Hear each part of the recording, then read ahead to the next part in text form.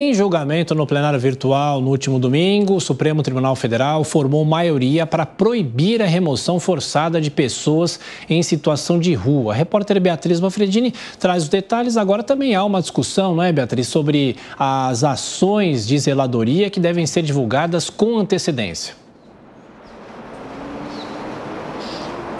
Tiago, a ideia, dessa decisão que foi tomada de forma única, a princípio, pelo ministro Alexandre de Moraes. Ele tomou essa decisão sozinho no mês de julho, inicialmente. Era justamente essa, que governos, tanto federal quanto estaduais e municipais, apresentassem um plano para essa população em situação de rua. Ele deu até um prazo de 120 dias para apresentar esse plano. E ele também proibia a remoção, tanto das pessoas das ruas, quanto também dos objetos delas, como barracas e outros tipos de pertences. Então ele tomou essa decisão de forma única e aí esse assunto ele foi para julgamento em plenário virtual do Supremo Tribunal Federal ontem. E aí agora a maioria dos ministros já formaram ali a decisão de realmente embasar essa decisão, ou seja, realmente proibir que as pessoas em situação de rua ou os pertences sejam retirados à força, sem aviso prévio,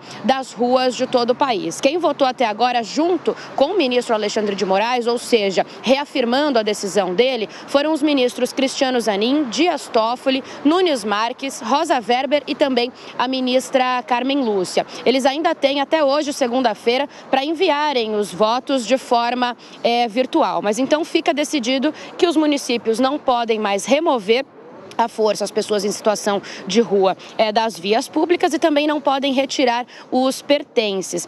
Alexandre de Moraes colocou uma decisão ainda em que ele proíbe a instalação daquelas barreiras físicas que são chamadas hostis dos locais. Então, quando tem uma mureta, por exemplo, na cidade e se colocam grades ou pedras para que essas pessoas em situação de rua não consigam se alocar ali, isso também fica proibido.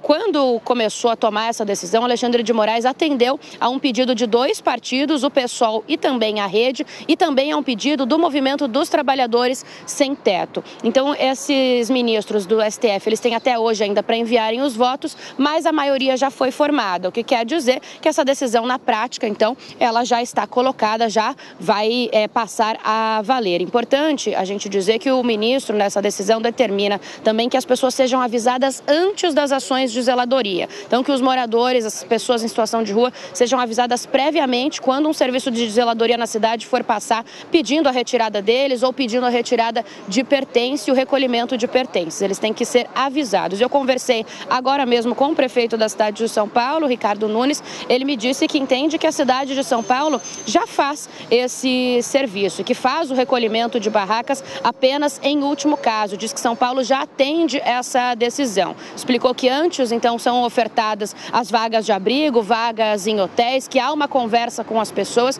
que há o pedido para que elas retirem as barracas das ruas durante os dias e que o recolhimento só é feito em último caso, fornecendo um lacre para essas pessoas retirarem os pertences depois. Ele diz que entende, então, que a cidade já está atendendo a essa demanda, mas que a capital paulista entrou com um pedido para fazer parte dessa ação no STF, para dar mais subsídios para essa ação no STF. Então, a prefeitura ainda vai conversar sobre o assunto com o Supremo Tribunal Federal. O prefeito Ricardo Nunes, que encabeçou, inclusive, uma ida a Brasília para conversar com o ministro Alexandre de Moraes, junto com a Frente Nacional de Prefeitos, para falar sobre essa situação, tentar argumentar, colocar os pontos dos municípios. Tiago. Eu lembro que nos anos 2000, a Justiça de São Paulo também proibiu a prefeitura de tomar medidas como essa, de retirar moradores de rua, e também proibiu a construção de alguns itens que prejudicassem a população de rua. Eu lembro que na época isso ficou até chamado como rampa anti-mendigo. Então é mais uma polêmica que se instala e agora a decisão vale para todo o Brasil, no caso do Supremo Tribunal Federal. Beatriz Manfredini, até já.